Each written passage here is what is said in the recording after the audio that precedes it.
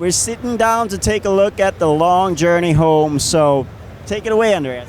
So it's basically it's a space exploration RPG in which you choose a crew from 4 out of 10, and then you make a first light jump of mankind. It goes wrong, you end at the other side of the galaxy, and then you try to figure out how to come home. And you meet really strange aliens and try to communicate with them, which when different cultures communicate, it can go wrong. So yeah, I think we just start into the game. So at the beginning of the game, I can choose between different crew members, and they have a real personality. It's not like stats like +5 in engineering. For example, Kirsten she is astronaut. She was on the ISS too, and at the beginning of the game she had cancer. So she's only had clearance for this trip because it's to Alpha Centauri, only 5 days. So it's her last mission. Or we try to have a really diverse crew, like Ash, for example, is botanist, he's married to a man, they have 2 kids. Or like Zoe, she's running one of the most famous science websites. Or we have Benoit, who's a mathematician, and you see he brings his white pills, so that gives you really a clue that he's maybe not the easiest social guy to have on board. So it really depends on who you pick, what kind of experience you will have, and what you can do in the game highly depends on who you have on your ship. And then you can choose between different ships. So in this demo we have only 1, but later you have 3. You can choose between different landers because you can land on all planets you meet, and you can enter a seat. So we can enter whatever we want here, and that generates the galaxy. So it's a little bit, and it's deterministic. So if I do it again, the same seat on another PC, it generates the same thing, picking aliens, picking stories, etc. Interesting. That Firefly, of course, reference there. Or they're like little Easter eggs, like if you such words. Yeah, we have actually quite a lot. For example, Ash is always talking about having a kind of potato plant thing on the ship. So it's a little bit like Matt Damon in the Mars thing. So we have a lot of those. And there's a lot of stuff hidden, and it's always a mixture between science stuff and quirky alien things. So Firefly is obviously a reference, or Fifth Element, Guardians of the Galaxy. Farscape is one of the biggest ones when it comes to TV shows. Yeah. So at the beginning we start on Earth. For the demo version we cut out some of the tutorial, but we teach you the game on Sol system, then you make the jump, and then it goes wrong, and when you play again you can directly start after the jump went wrong. So not to bother with the stuff that we mainly do to show you what the game basically is about. So we just left and went to orbit, and are now docking on our big spaceship. And here we are around Earth, and we are in this ship.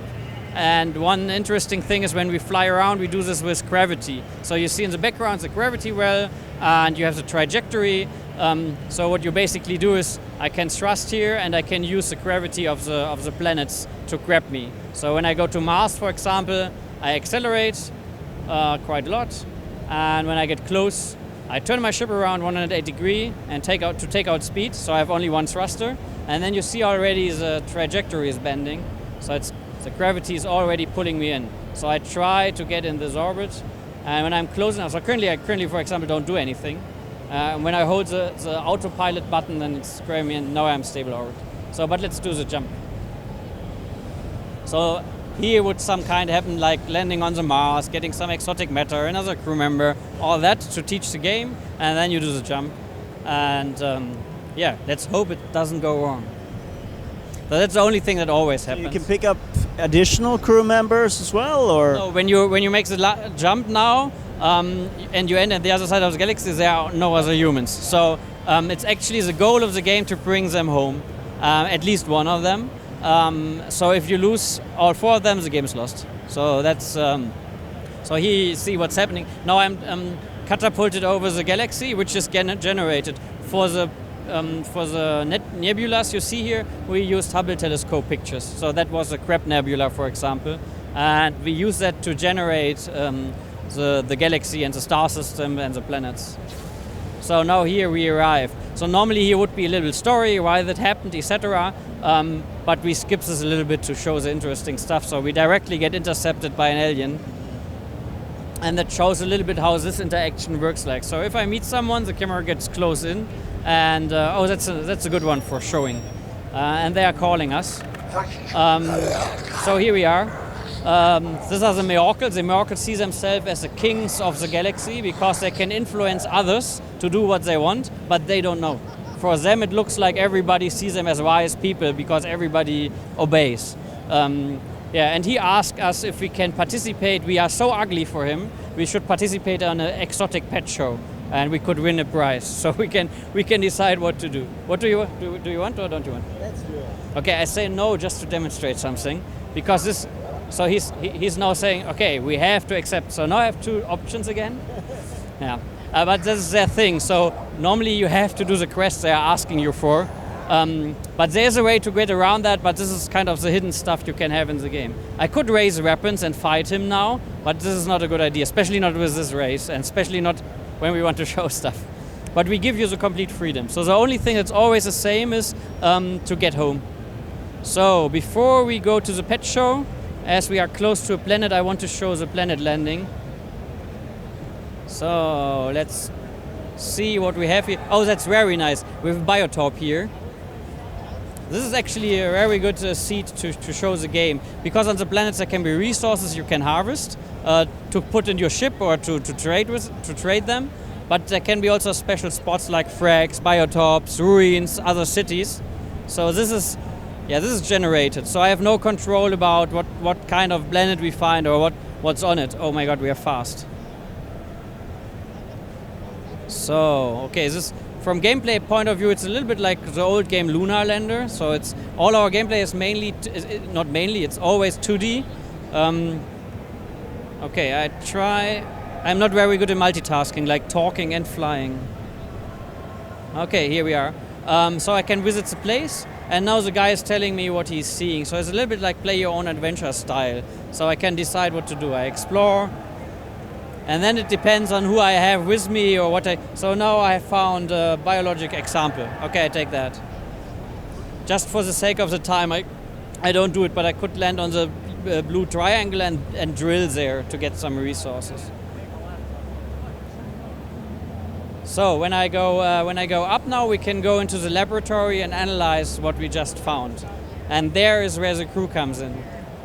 So here's my ship interior. And now, as said, here's the biotop. The botanist wants to extract it. He wants to eat it. She also wants to eat it. She wants to see if she can find more of this kind. And now you can. What do you want to do? Let's extract. Okay.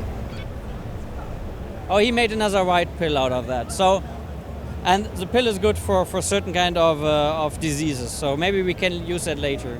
Here's a quarters where I can assign new people to the lander. So Kirsten has already a whip splash, so maybe we put Benoit as a lander pilot for now. And here in the refinery I can use stuff I found like gases to refill fuel. And sometimes I joke around we are a reverse RPG. At the beginning we are big and fat and everything is fine, and then you're falling apart. So for now everything is okay. So the lander is okay, ship has a little bit of damage, but this is fine. So, but if something in the ship engine breaks, then maybe I use more fuel than I used to, and then I try to repair that. So, as a finishing thing, let's try to go to the pet show, because it gives you a hint about what the quests look like. And then I can also show you shortly how the dialogue system works. Oh, he's out of my jump range. So I can jump around here in this nebula freely, within the radius of my jump range. But if I want to go to the next nebula, I have to use these big gates here. And the gates are occupied by aliens, and that means I have to make friends. But most aliens hate each other. So I just activated that I can jump everywhere. As we have little time, you want to see other games too, so I speed this up a little bit for you. Normally I have to do a jump in between, and then other stuff can happen. Just to jump in there, when it comes to the alien races, they are handmade, handcrafted, and then where they appear and which ones appear, that's procedural. Yeah, exactly. What's also a little bit procedural is how the stories evolve. So some of the stories you have to imagine it like Lego bricks. So we made little bricks and then they are stitched together. And I don't know what will happen. For example, there's a cargo scan. When I jump into a system, there's a chance that someone is coming by and scanning my cargo. And then if I have stuff they see as contraband, I get in problems. So these are the little pieces and stuff that can happen during the game where we have no control over. So now I'm near a starport, and I try to dock there. Oh, there's a dock. And then let's do the pet show. And maybe get some, it's a mining station, so maybe we can trade some stuff there. So we are welcome here. And now he gave me an entry form, and with this entry form I can decide which one I nominate to go into the pet show.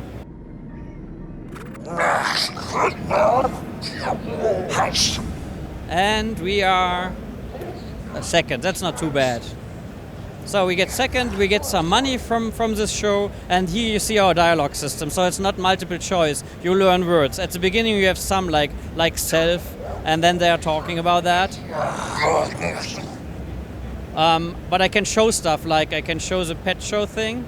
If I would have kept the stuff, the biological thing I found, it could be that he's telling me something about it or giving me something in exchange. So you are not sure what to do with the stuff. That's the basic idea, that it's hard to make a call. And here in service I can trade with them. And it's like Arrival, when they're trying to figure out how to... It's a bit like that. When the movie came out, I was super happy because there are not enough movies about this kind of... It's always about fighting them or whatsoever. But this communications thing, that was somehow the idea behind the game at the beginning, to have this kind of... You try to say words, but sometimes it's misunderstood. You can make diplomacy incidents by showing the wrong stuff to a guy, then whoa, you show that, blah. Or by not raising shields. We have one race that's really like there's respectful to raise shields before you communicate. If you don't do that, you lose diplomacy. So that's something we try to do.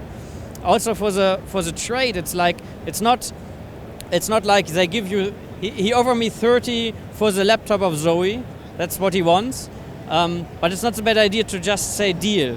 I could maybe say, no, come on, for that one guy I want to have much more. It's worth much more.